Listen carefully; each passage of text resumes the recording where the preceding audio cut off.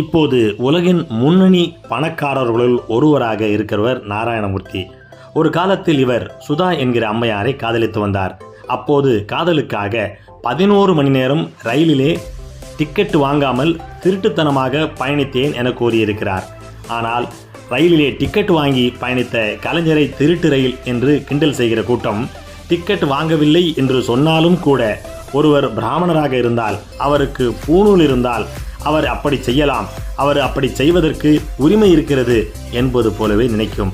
இதுதான் இந்த உலகத்திலே பூணூலுக்கு இருக்கின்ற அந்த மகிமை. ஒரு சூத்திரனுக்கும் பிராமணனுக்கும் இதுதான் இந்தியாவில் இருக்கின்ற வேறுபாடு. டிக்கெட் வாங்கவில்லை என்றாலும் அவன் பிராமணனாக இருந்தால் அவனை போற்றும்.